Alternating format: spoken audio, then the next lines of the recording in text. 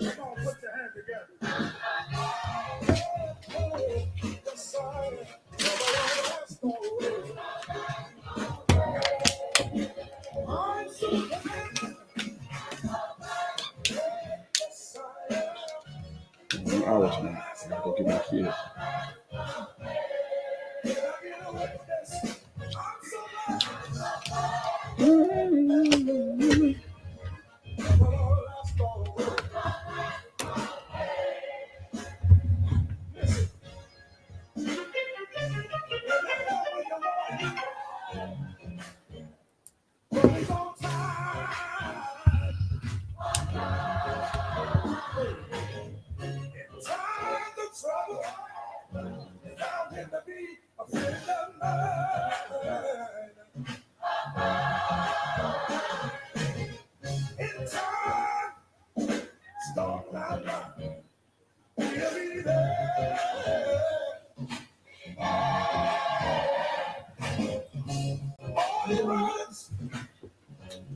I know the Lord help you to bear.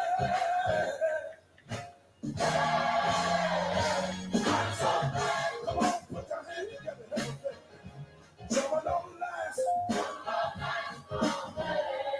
Why don't you hit the one? Say, I'm so glad.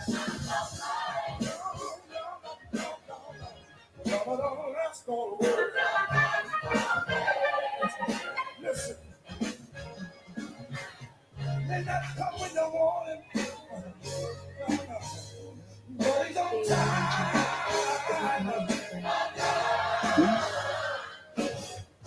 Time to trouble. Found him to be a friend of mine.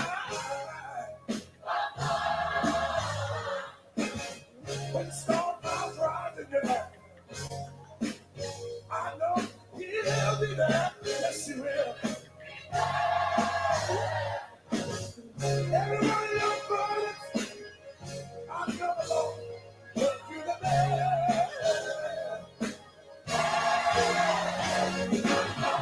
Come on, put your hand together.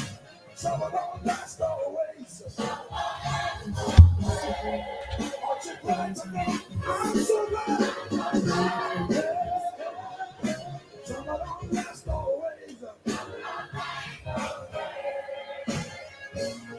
We've been made into keep the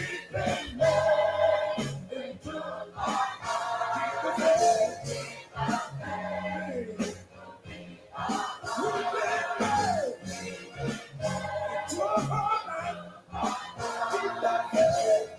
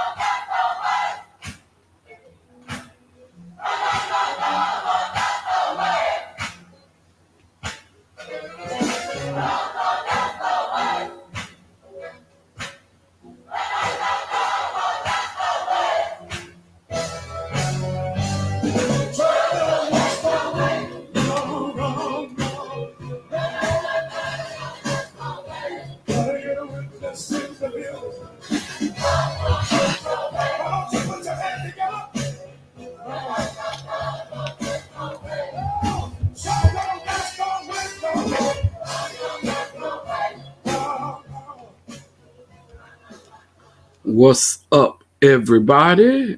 How's everybody doing? Today is Saturday, November the 4th. I'm wired already.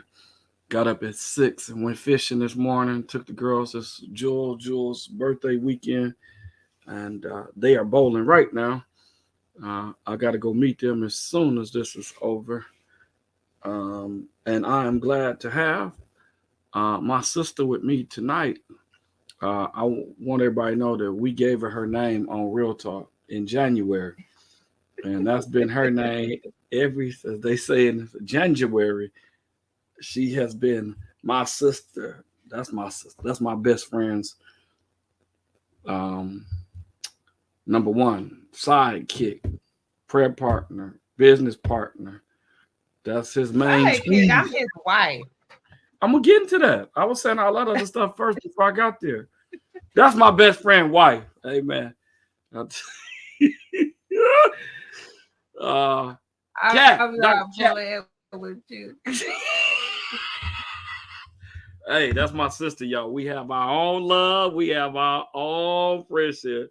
Don't y'all be over there trying to judge me. That's my sister, all right? That's my kid's godmother, all right? Cat, what's up, girl? Say what's up to the people. Hey everybody, I'm so happy to be here again. You had me last year. Was it last year? No, January. We did 3 weeks in Ooh, January. okay.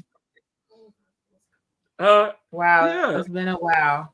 yeah. It's been like It's been 2 like a months. year. Yeah.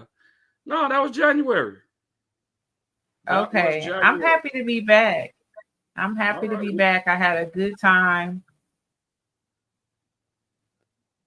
We 1 week turned into 3 weeks. I know. I 1 know. week turned into 3 weeks, which was a great 3 weeks. A lot of you all started following her. A lot of you all called her, and grateful for the opportunity to have done a show on grief.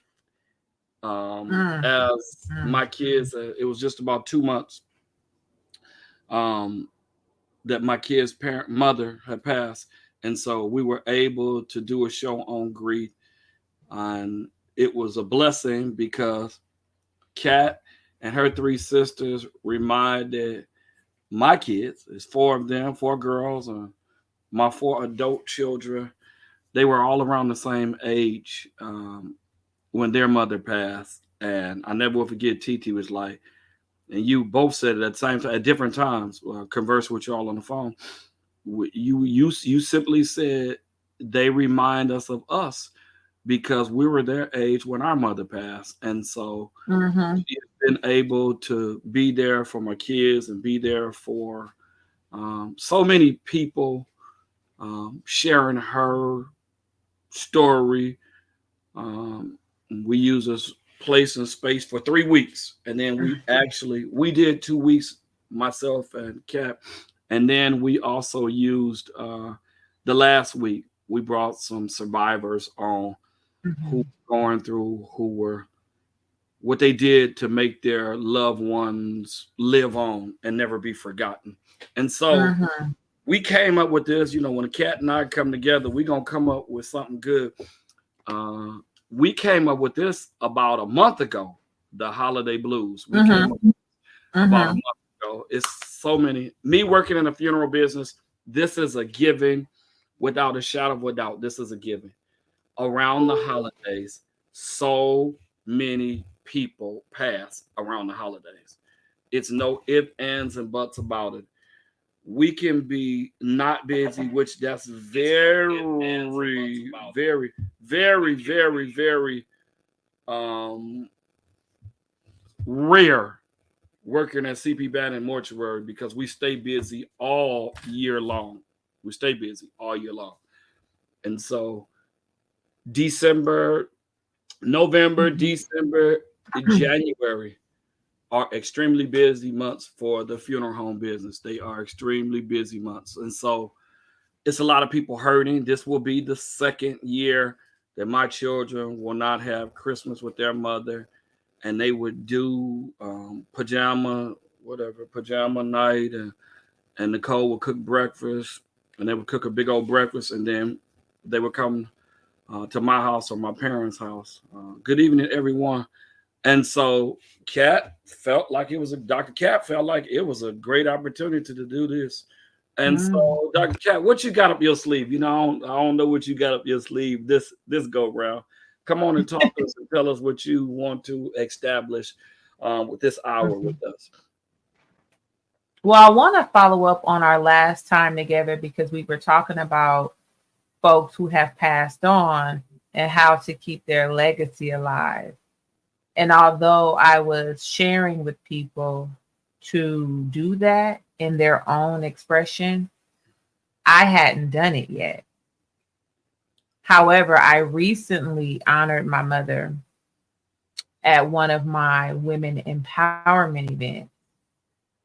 And I realized why I hadn't done it because I sat there crying like a baby, you know, at the start of the event. But it was really, um, it was emotional, but it tied into her legacy as a woman of God, a woman who empowered other women.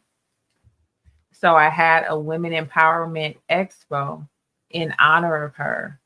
And I also had a videographer put together a tribute video Wow. of her life. And her siblings spoke, people who knew her from the community, co-workers. So I encourage anyone on this call who wants to keep the legacy and the life of a loved one vibrant and present for us currently here in the flesh and to pass on to from generation to generation, do something where you can have an expression that will continue the legacy and the life of that person. So we had a good time in Las Vegas at the expo. It was a lot of tears, a lot of laughs, and it was some breakthrough moments as well. How did your sisters take it? I saw them there. I think everyone really didn't know what to expect because when I walked in with her portrait. Folks was like, okay. Some people knew, some people didn't know who she was. And then we were playing Never Could Have Made It by Marvin Sapp, Never Would Have Made It. And when I walked in, I just think that I welcomed her spirit into the room. And from then on, it just shifted the entire place. So, we ended up having church. We can't not do that. But it was amazing. I'm glad I did it. And yeah, I encourage anybody to just think of the expression of that loved one that they would appreciate. Okay. Okay. So today we are here to talk about the holiday blues, also known as holiday depression or holiday anxiety. And it can present in either a depressed mood or an anxious mood, but it's all centered around holiday season.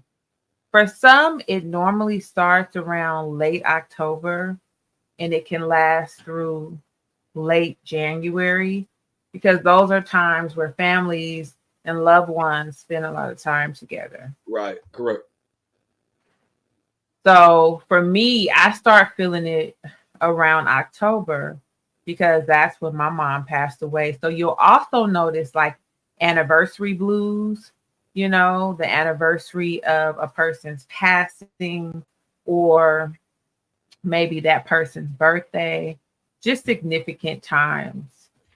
People can sometimes feel low.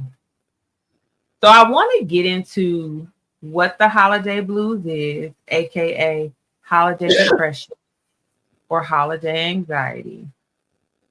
We already established that it starts around November or December, and sometimes around New Year's. as well. Signs and symptoms. So if you have something to write with, please write this down. These are your takeaways so that you can reflect back on our time together. So, some signs and symptoms.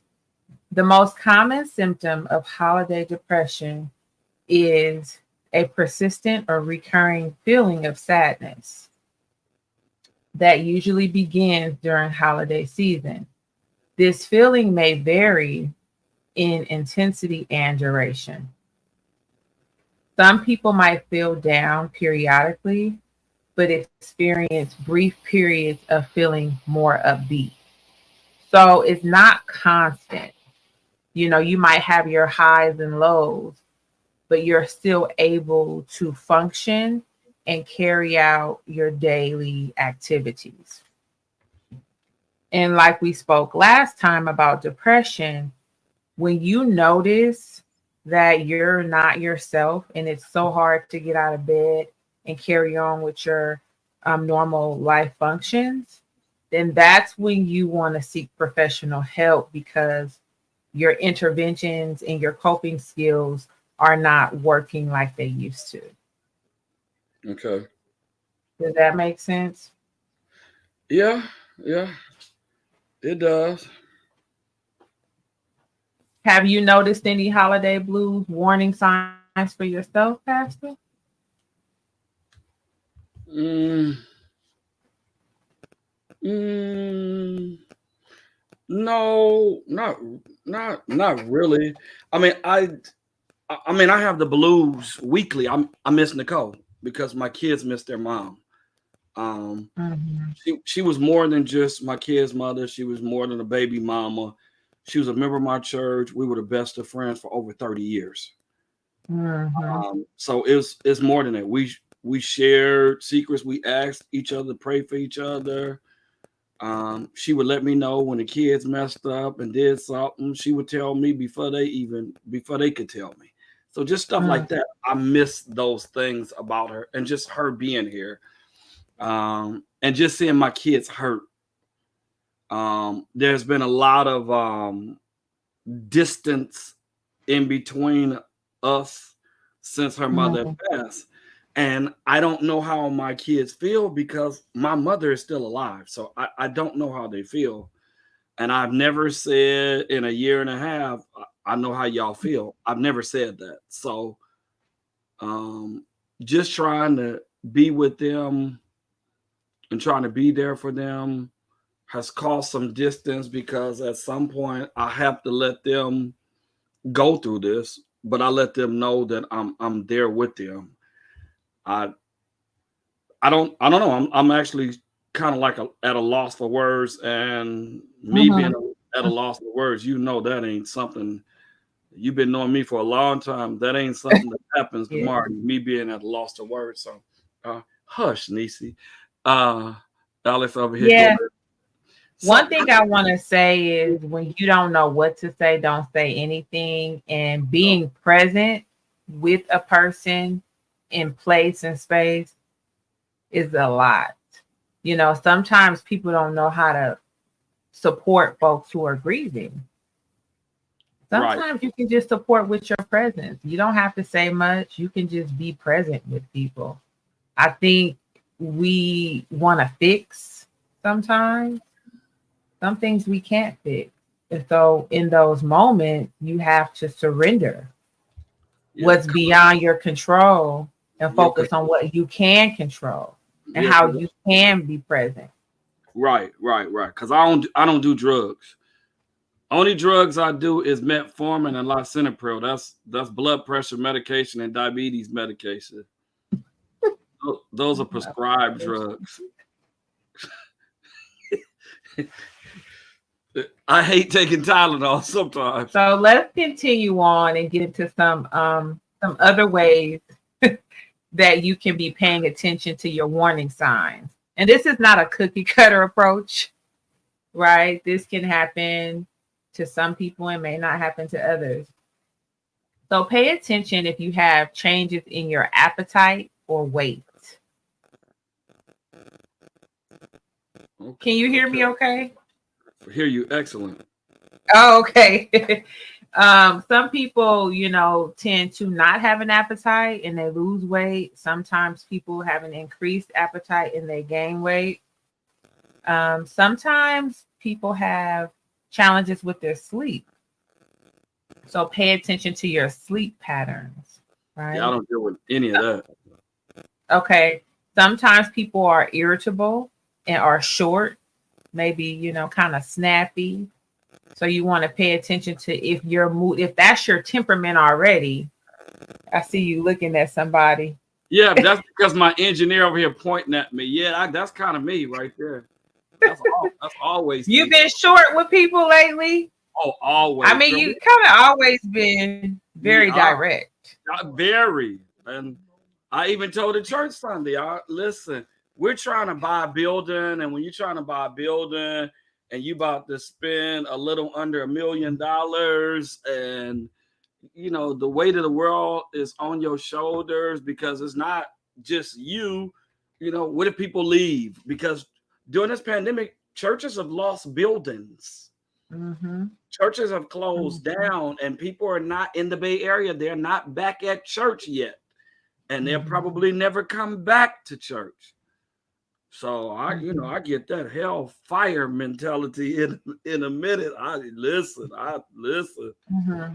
Listen, it may not be worth it to come to me at this present moment right now. So yeah, Mm-hmm. that's because I have a whole lot on my mind, Yeah. Mm-hmm. and I have so Now, many. did you get into a therapeutic process since our last convening here on your show? Do you No, have somebody to speak to? I did talk to somebody, but no, Okay. Okay. We I, want to I work on that. I did talk to somebody, but it wasn't a therapist. It was more or less my pastor. Okay. That works too. Probably That good. works too. So notice your moods, notice your ability to concentrate, right? Because sometimes we have poor concentration and we have a lot of thoughts or we have mental fog. Okay. Any mental fog, Um, Pastor? You got any mental fog lately? what is that? Mental fog is when you know how sometimes you lose your thought. Yeah, You're, that come with getting older though too. that does, but it's a Me and little bit Ambrose different. old. Me and Ambrose old. That's 54. Okay, okay, we gonna leave that right there. So Yeah, for those viewers listening, sometimes you can have mental fog, and it may not be the old age thing. It could just be that you have so much on your mind and you're stressed that you lose your train of thought. Let's see. Other warning signs. Just feeling low, worthless, or feeling guilt, right? So pay attention to that. Feeling more tired than usual. Now we know that comes with being more seasoned and mature as well. Have you mm. been tired? I stay tired. Okay. But sis, I work 40 hours a week. I gotta write sermons. I gotta be there for my members. My children, Mari and Jewel, after school activities, Marissa singing engagements, Yanni preaching engagements. I'm everywhere. And listening to your schedule just caused me anxiety because that's a lot. Yeah, Do and you then think it's sustainable over time? listen, I'm just a huh. Yeah, it depends on the day. I love Okay. Sundays. I love Sundays. Sundays is a great Well, day. when is your day to rest? Now I'm asking you because I got to check in on you because you check on everybody. Um, I rest at about after 8 o'clock every night. And I put that mask on. I tell the world goodbye, good night. Okay. Is it restful sleep? Do you sleep throughout the night or is it only just for a few hours? Oh no, I have sleep apnea, so when I put that CPAP on, I wake up in the morning. Okay. Okay. Well, that's a good thing. I'm never tired when I wake up because I get up and work out at 6:45 every morning. So can't be that tired. Yeah. So Yeah. these are some warning signs, and I probably didn't mention some that others may have, but just you're the expert at yourself. You know when you're feeling okay, and when you're not okay, say something. Don't try to be so strong where you don't advocate for yourself and seek support. Okay. Yeah, For sure. definitely. For sure. I will. Now, if I'm not feeling well, I'm going to go somewhere and sit down. If I need to go to the doctor, the hospital, the emergency room, I knew something was wrong with me. And a couple of months ago, when I had food poison for 10 days, I knew something was wrong with me. Mm. That's why I went to the emergency room. And that's when I found out that someone can actually have food poison up to 10 days.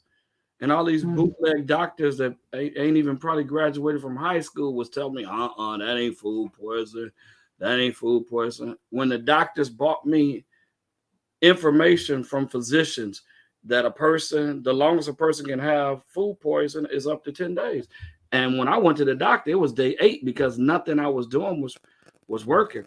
So I knew that even with shingles, I knew something was wrong with me, and it still left this ugly scar on my face. Doctor said this scar could be on my face for up to 3 months, but I knew something was wrong with me, and I went to the emergency room. I am not one of those men that will not go to the doctor. I am going to the doctor. Mhm. Mhm. I'm gonna sit down if I need to sit down. That's what's gonna happen. Okay. I'm gonna do it. So in And that, that segues, yeah, that segues into our interventions because what I was going to suggest to people who feel like they're having holiday depression or holiday anxiety, aka holiday blues, is to create a self-care plan, okay, right? And it sounds like you are already doing some things for your own self-care. Did I lose him?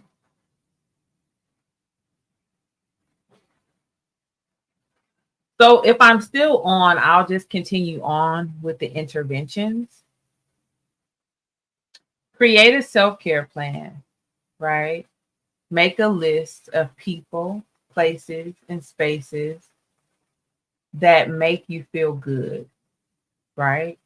You want to calendar having engagements with these positive and healthy people, places, and spaces.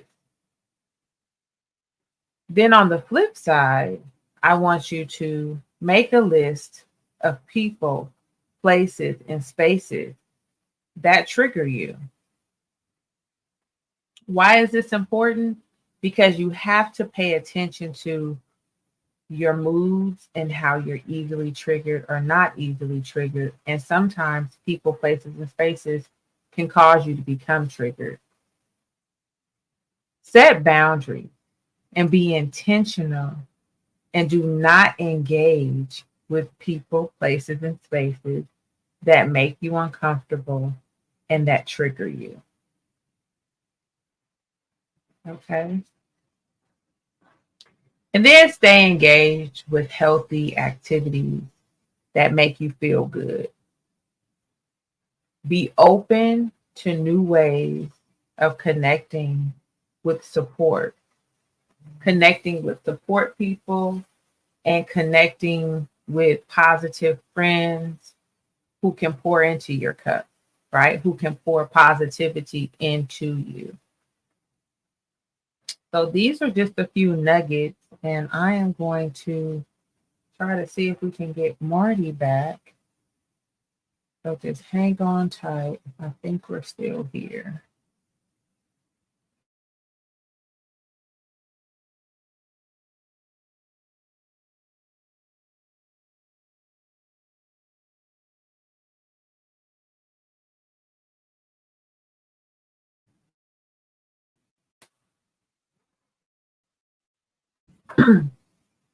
We were sitting here listening to Pastor Marty, and I listened to all that's on his plate. And when I listened, I was a little bit concerned because I didn't initially hear all the self-care activities that he should be engaging in to keep Like what? him afloat.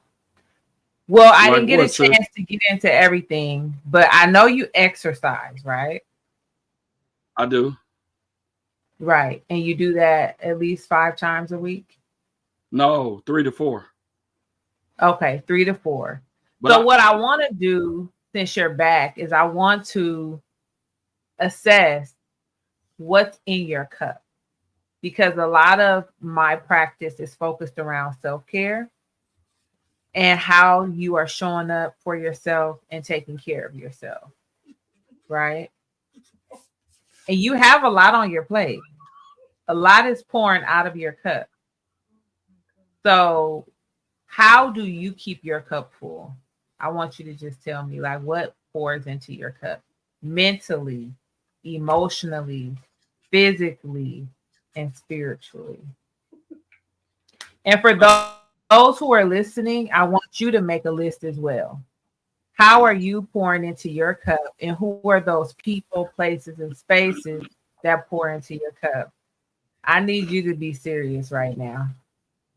I am. I we talking about my cup. Yeah, yeah, okay. Is it Uh empty? What's in there? well, I don't know, sis. Let's start with mental. Let's start with mental wellness, mental health, right? When you assess that is how you think and your thoughts, right? Are your thoughts positive mostly? Depends on who I'm talking to. Okay. There's Well, there's what some people helps that will you to drain have you. and who are those people, places, and spaces that help you mentally to feel more positive? Because Let that's me what we're talking about. let me see. Chicago Fire, Chicago PD, Law and Order Special Victim Unit, watching TV and laying in my bed, watching the Warriors, going to the Warriors games. Those are stuff that helps get me through the evening, through the night. Um, Okay, that's good. Praying, reading my Bible, studying. I gotta study. I preach every Sunday. Hmm. So I hear. So are you able to do those things mostly? Are you Yeah, able to watch TV? And okay, so that's in your cup. And every day, every and day. so then you have exercise that's in your cup. So we're addressing mental and physical and spiritual. What about emotionally? Because mental and emotional, sometimes people get those a little bit confused. Do you know the difference? Help me, and then I'll tell you if I know the difference or not. So when you're thinking about mental health, it's mostly about your thoughts, right? And the type of thoughts you have. But when you assess your emotions and your emotional health, it's about how you feel. So I always think of it as mental is the brain and emotions is the heart. So on a scale of 1 to 10, 10 meaning I am very, solid with my emotions. I'm emotionally healthy. Where would you say you are on the scale Probably about a with emotion? 7, 8. Okay. Okay. Good. So it sounds like you are doing a pretty good job at keeping your cup full from what you're telling me. I would think so. Okay. Right. So this is just an example of how one who is listening can do their own self evaluation, right? They can look at the categories mental, emotional, physical, and spiritual wellness, and they can do a scale on a scale of 1 to 10. 10 is I'm doing all the things well, 1 is I need improvement. Where are you at on the scale for each category?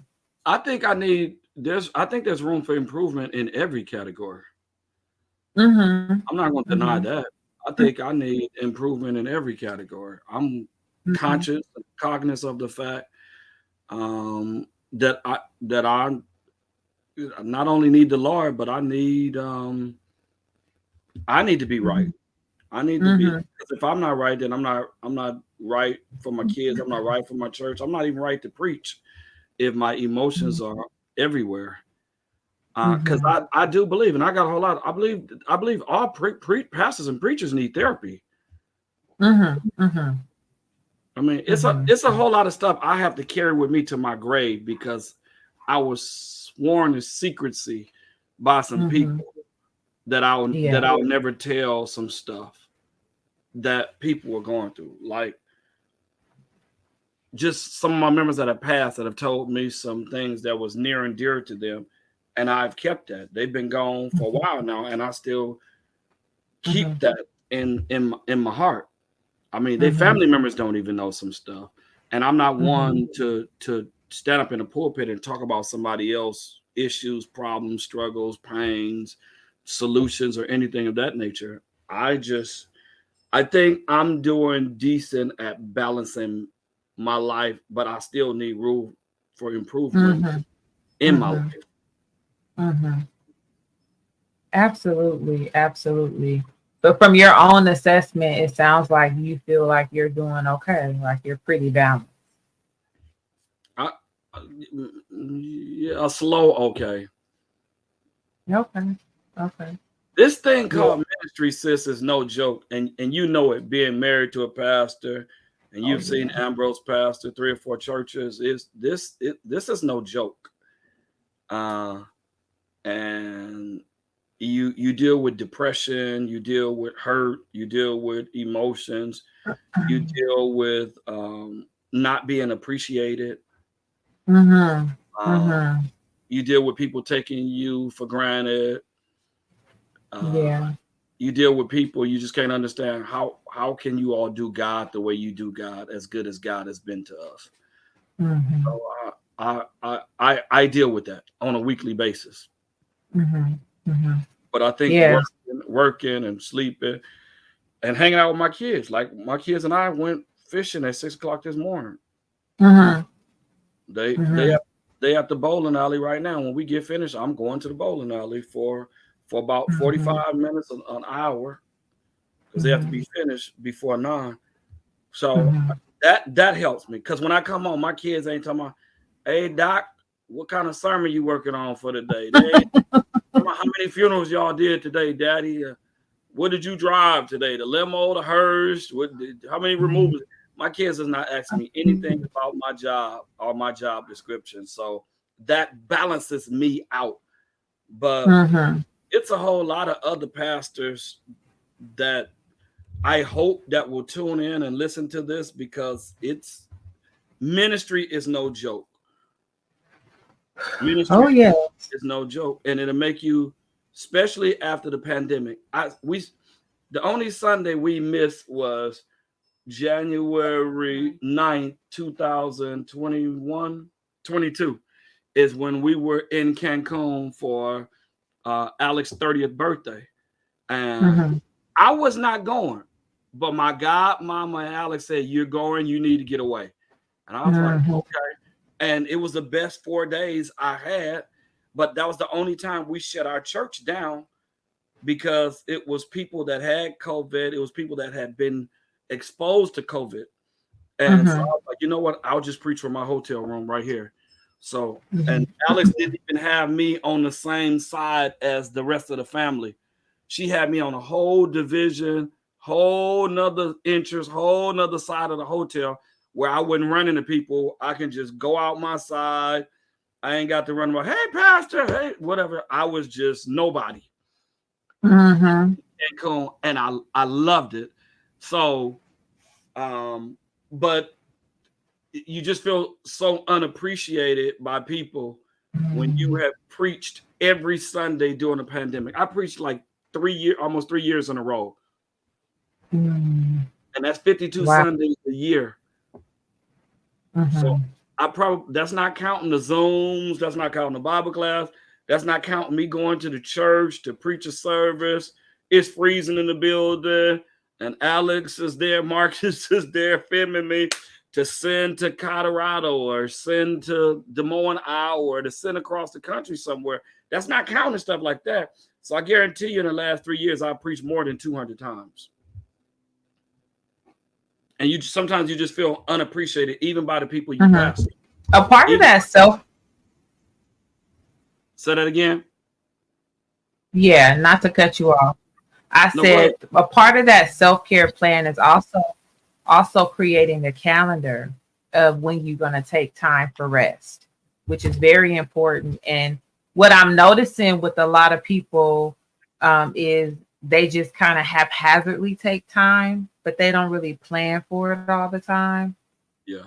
And we need to get into planning ahead to know that this time is earmarked for rest.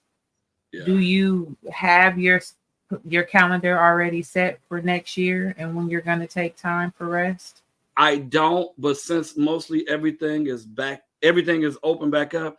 Before the pandemic, every 90 days, I took at least 3 days to myself. Okay. Every 90 days, whether Nola would put me on a California Zephyr and I would go to Reno or I would go to Tahoe and just go sleep and rest for like 3 days and come back. Or, go to Vegas and chill, or go to Tahoe and chill, go to LA and chill. Palm Springs. Palm Springs is too hot for me. I don't like Palm Springs. The devil lived down there. He'd be walking around with a short set on. It'd be so hot down there. I don't like that. But yeah, I used to do every 90 days. I took 3 days for myself. And then when the pandemic started, I was scared to go with older grandmother, older parents. I was scared to go out of the state, go out of the city and be around my parents and bring something to them. I didn't want to do that because our church, we never had an outbreak in our church. We did follow, we had humidifiers in there. Alice, on our counter, we had every soap, Ivory soap, Dove soap, hand soap, detergent, whatever you want to use. We had all your own paper towels. I mean, we followed the COVID protocol that was set in place, and nobody at our church never got sick at church. People got COVID, but nobody got sick at church. So we followed everything, and we used the coronavirus machines and everything like that. But I have to plan that on next year, put on my calendar to start doing that every 90 days. My mentors teach every week, take 1 day for you. Every month, take a week. Every year, take a month. I like that. Dr. Joe Samuel Ratliff and Dr. Ralph West, two of my favorite mentors, said you take 1 week for yourself a week, you take 1 week a month, and you take 1 month a year just for yourself. You like that, Kat? I do, and I might be implementing that. So if we need a babysitter. Yeah, absolutely. Amani will be over with Uncle Marty and Jewel and Marissa. Come on. And Mari then would probably love it. Yeah, and Mari, yes, Mari, your twin. Yeah. So that's all I really had for today. I really wanted to just come on here and give folks some interventions and some ways to deal with the holiday blues, aka holiday depression, aka holiday anxiety. And we talked about depression being more of a low mood, feeling down, thoughts of the past, thoughts of, pain and hurt and discomfort. And anxiety is normally thoughts of worry, thoughts about the future. And they can vacillate, you can have both at the same time. The goal is to be the expert at yourself, to do that self-assessment, and to ask for help when you need it. Sometimes people don't want to ask for help. True. Sometimes their pain becomes normalized within their body and they just keep going and going and going until they have to stop. And we don't want to get sick and have to stop. Right? We don't want that. So we want to be intentional about taking healthy rest instead of rest that requires you to be sitting down because you done now got sick. That's a different kind of rest. Cat, you know the Bible says he maketh me to lie down. And sometimes the Lord have to make us lie down. Yeah, but I don't want him to have to make me like that. I don't want to be sick. I'm going to listen to my body when he gives me the warning signs too, right? Because we all have wisdom and God gives us wisdom. And the fact that we're not listening to the warning signs that come doesn't make us a good steward of our bodies Right. Cat, and our time. Cat, can we linger there for a moment, if you don't mind? What how do I think maybe people need to know it's hard for people to take time for themselves. It's hard for people to do stuff for themselves.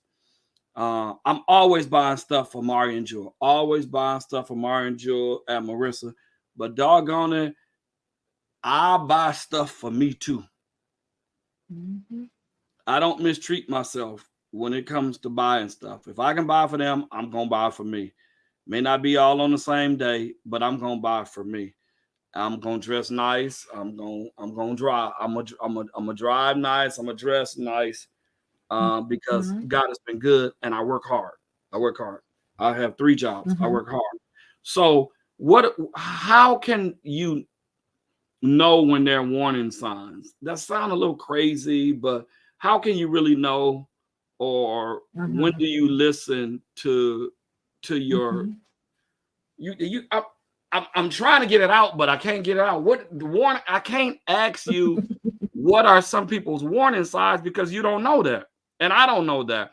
But But there are common warning signs. So okay, your body is the major indicator, and your mind, right?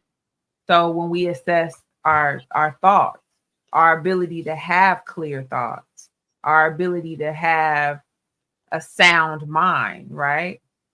So if you are having a lot of thoughts that are depressing or a lot of thoughts that cause anxiety, that's a warning sign. Now, we have situational depression, we have situational stress, situational anxiety, right? Situations, life can cause you to feel low. Life can cause you to feel anxious. But when it becomes very like, when it continues to happen more than not, and it's not enough, is not, and you can't manage it, that's when it becomes an issue, right? So pay attention to your mind and your thoughts, pay attention to your body and what your body is communicating to you. When I'm in therapy sessions, sometimes I do a body scan with people. Have you ever done a body scan? mm-mm. Don't know what that is, sis. So, okay, a body scan is basically you closing your eyes and the guided imagery or the therapist is asking you to place your attention to like your head, right? And so you like, how does your head feel? Does it feel tight? It's basically you becoming attuned to your body. You want to do a body scan so we can show the people? You Me don't have to do nothing but just follow the direction. live. Okay, Yeah, you just want to laugh body. over here. You All right, go scared. ahead. Don't be scared. Okay, Alex just want get into a comfortable position and just take a few cleansing breaths. Take a few cleansing breaths. Come on, you helping somebody. I sure am, and embarrassing myself while I'm helping No, some. you're not. And that's the thing. We have to break these stigmas. We all need to sometimes get present and centered. Okay, Just real close. talk. Okay, close your eyes. We're gonna do this real quick because I'm not playing with you. Okay, take a deep breath. Okay. Focus your attention on your shoulders. Bring your shoulders all the way to your ears and squeeze. Hold it for a second and just release. And then take a breath. Notice how your shoulders feel. Do they feel tight or do they feel relaxed? Just Just observe. still keep my eyes closed. Um, We're going to stop right here because you can't focus. But I just wanted people to see that you draw attention to your body, right? Like your shoulders. And in that motion, was your shoulder tight or was it loose when tight. you did that particular motion? They Right. were tight. So we would do that from head to your feet. And we would have you just go through your basic muscles to see how your body feels. We would have you rock your back from side to side. It's really bringing awareness to your body so that you can know what your body is communicating to you. So if your shoulders are tight, what is that communicating to you? Is Is that it possible that that's where you can go ahead? no? Is that stress? I was going to say, is it possible that's where you hold stress? Mm-mm. I don't think I hold it in my shoulders. You don't More like, think you hold stress in your shoulders. And we didn't go there with me assessing how your head feels and if it feels tender or not. But these are just examples of how you can be a little bit more attuned to your body and the warning signs, because that was your question. okay, yeah, because I don't think a lot of people pay attention to those warning signs.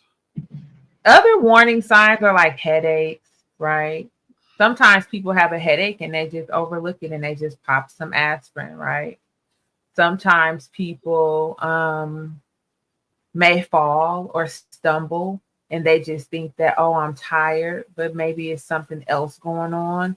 So sometimes we have warning signs, but we don't really pay attention to them because we're so busy with our normal day to day activities.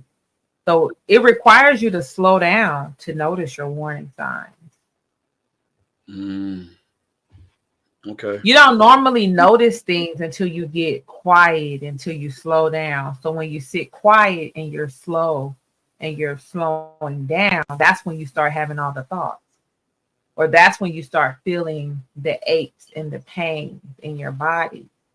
So one of the criteria is to even being aware of your warning signs is to slow down and get quiet so that you can listen to hear. Yeah, that's pretty much the evening for me after Mhm. about 6:30. That's pretty Mhm. much my quiet, my downtime. Mhm. And Yeah, that sometimes people notice when they try to go to sleep that they can't really get comfortable. And in that, what is your body communicating to you? Is your body tense, right? Are you having uncomfortable sleep because maybe your back hurts? Again, people are not taking the time to kind of slow down and get attuned with what their body is trying to communicate. It's just like a kid.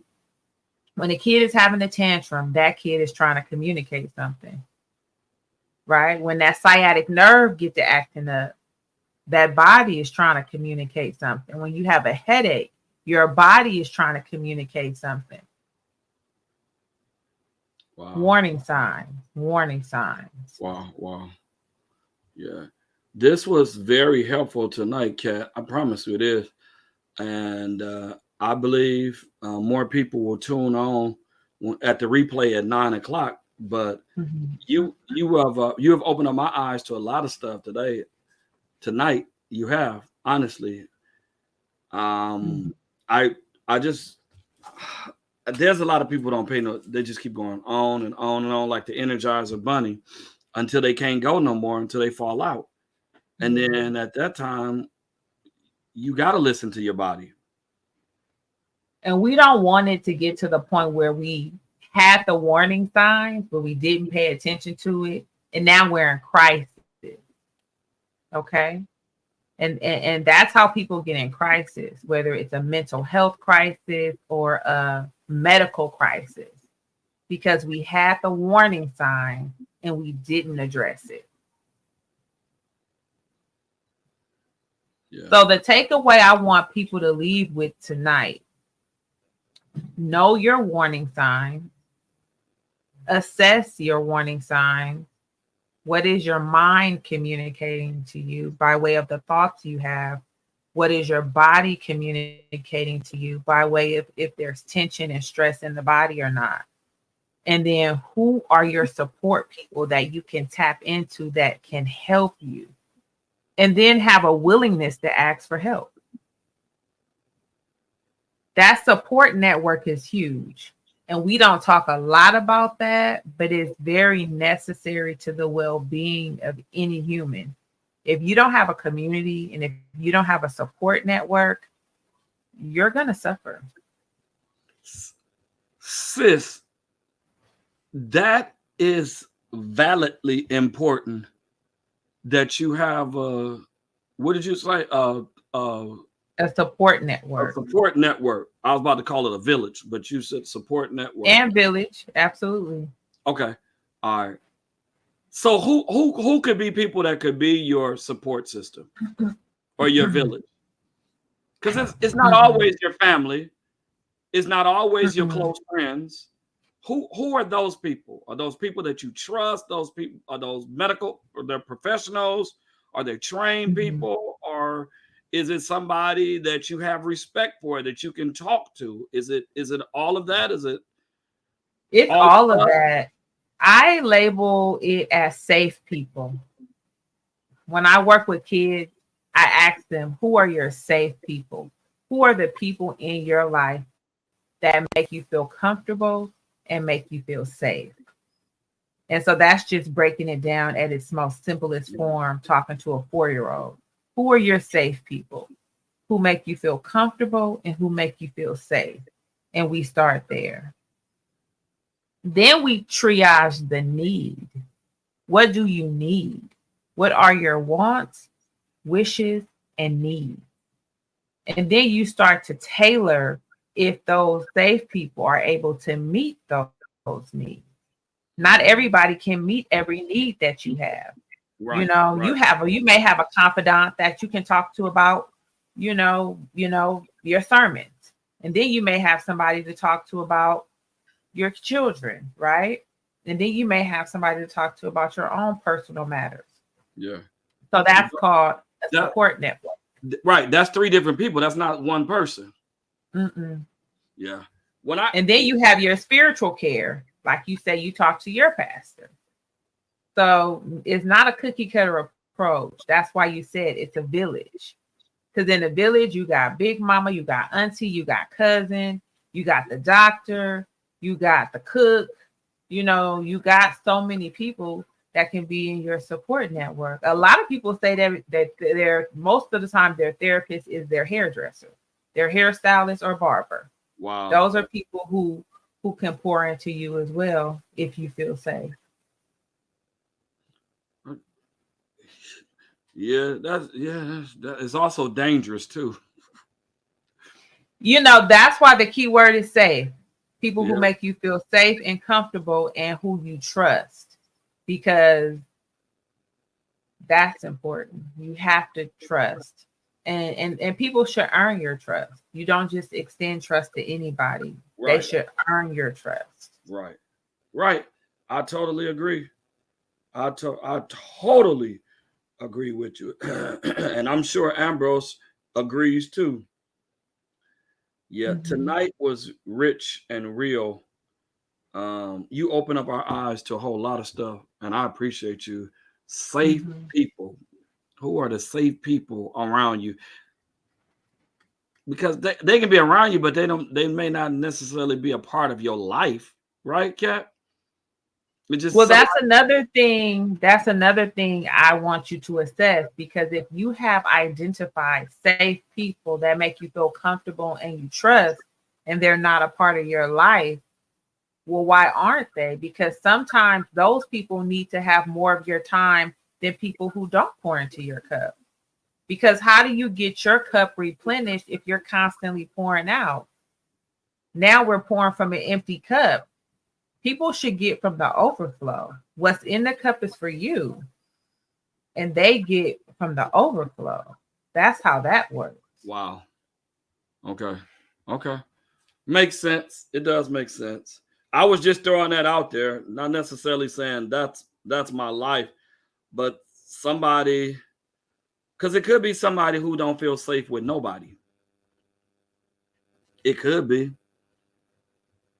That's why they hold so much inside, because they have a problem with trust.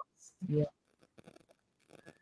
And it's Well, at some point you got to release what you've been holding in for so long. One thing that is pretty factual is that as a human being, you need community, right? You need to be in connection with other people. It may not be a lot of people, but if we had a natural disaster, you're going to need to connect with somebody. You can't do that by yourself.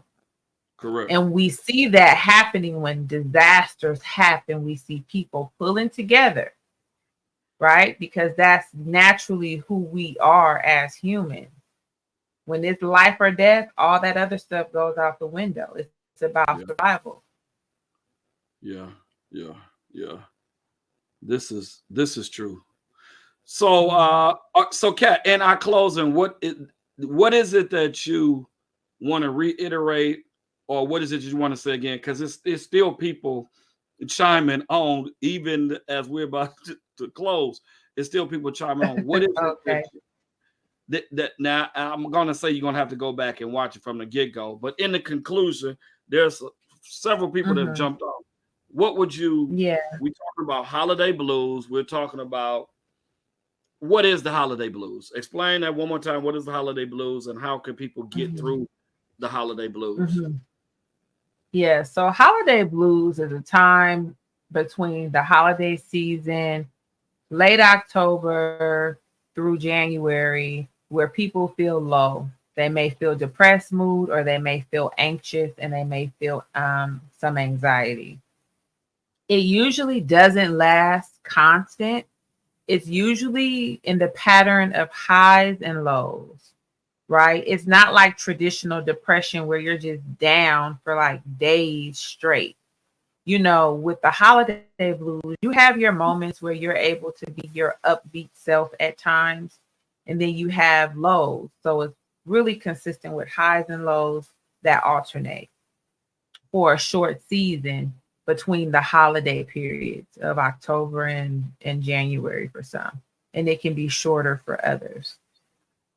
And the takeaway is, what are your warning signs to let you know that you're experiencing the holiday blues? And so we talked about if your sleep is disturbed, if your eating patterns are changing, if you're irritable and short with people. If you are not your normal self, then it's your job to be the expert at yourself and start to do a self-assessment through self-reflection. You know, what's going on with me? And if you don't know how to check in with yourself, then you need to seek professional help where a professional can guide you through that process. Because sometimes we don't know.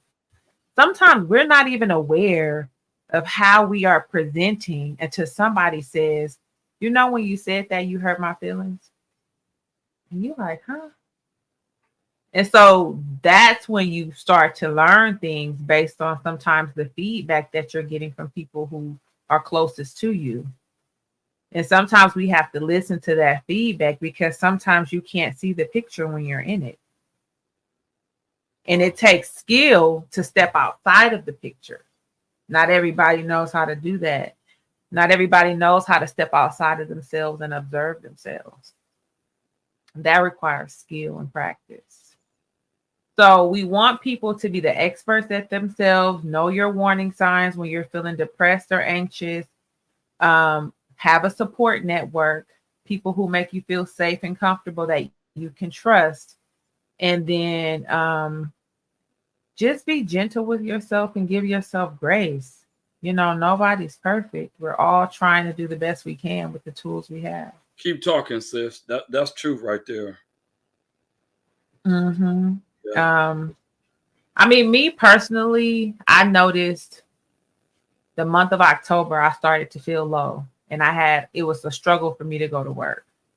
And I was like, what is going on with me? And then I said, oh, well, yeah, mom passed on October 18th. Duh. Like that's why you feeling low. But Right. if I wouldn't have given myself enough grace and compassion to stay home from work, then I would have never done that self-reflection to even evaluate what was going on. And like we said earlier, people are just going and going and going and going and going, burning the candle at both ends. And eventually that candle was going to burn out. Yeah, absolutely. Absolutely. And It's we gonna burn out. experience burnout. Yeah. And so we start acting out of character when we're burnt out, when we're stressed, when we're having the holiday blues. And you know yourself better than anybody else. You know when you're out of character. You know when you said something that was hitting below the belt, or you were short, or you were just not extending patience to people or grace to people, you know? So it's just really about just being aware of your behaviors. Yeah. The other thing for newcomers coming onto the live, have a plan. Yes, you're going to be irritable if you're having holiday blues. Yes, you will have highs and lows. But if you have a plan to engage with safe people you trust, with a safe support network that makes you feel good, then you can put it on the calendar. You can calendar, okay, I'm going to go by Marty's house after work because every time I go, I know I'm going to laugh. I know I'm going to have a good time. And then I could go home because I'm feeling really low today. It's like, who are those people who, when you leave their presence, you feel good, you feel positive. Wow. Be intentional. Is about the intentionality. Wow. I like this, sis. I like this. I like that. I really like that. Give me Mm-hmm. somebody that can pull you out of your rut.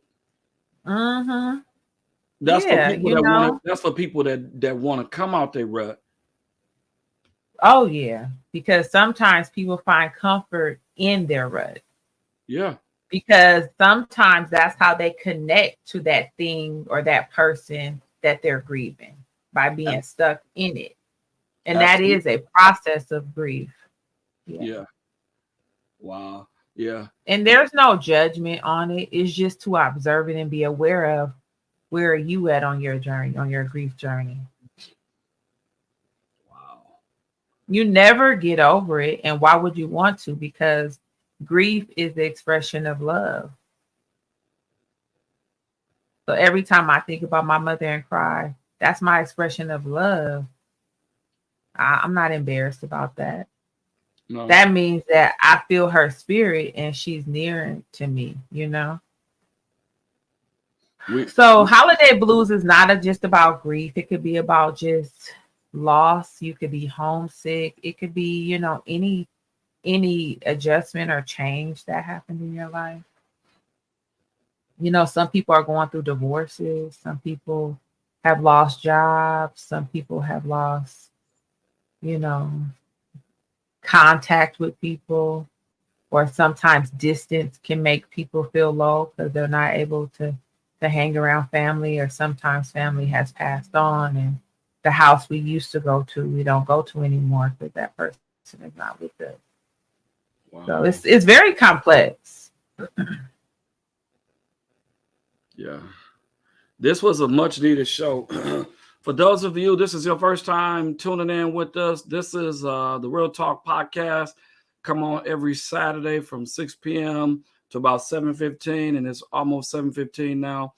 I want to thank my sister. She is my sister because she's my best friend in the whole wide world. Wife. That's my sister, and I love her. That was my kid's godmother.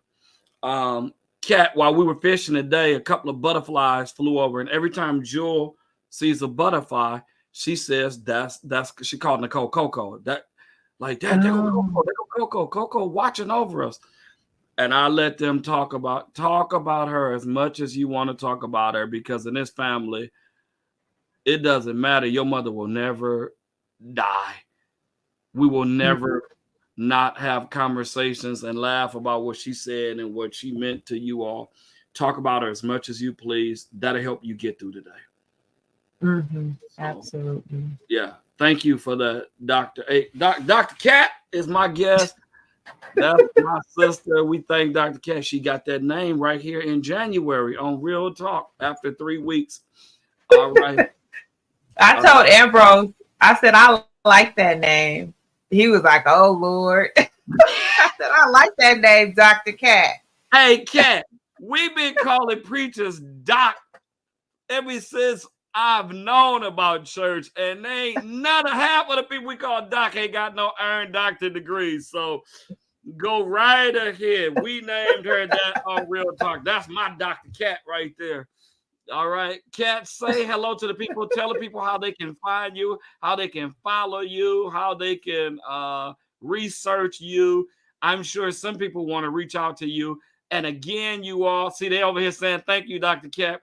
Again, you all, I don't know if we're going to be on again next week. I know we marked up. I think we marked off for 2 weeks, right, sis? We did, but I think we covered a lot this time. I think we okay. I think we did enough in this session today. All right, it was a one-hit wonder tonight. It was a one-hit. Doc said we got everything taken care of in one shot. In 1 hour and 15 minutes, we got everything taken care of today. So, Kat, tell people where to find you. But you can. What? I was gonna say you can survey the audience to ask them what topics they want to talk about.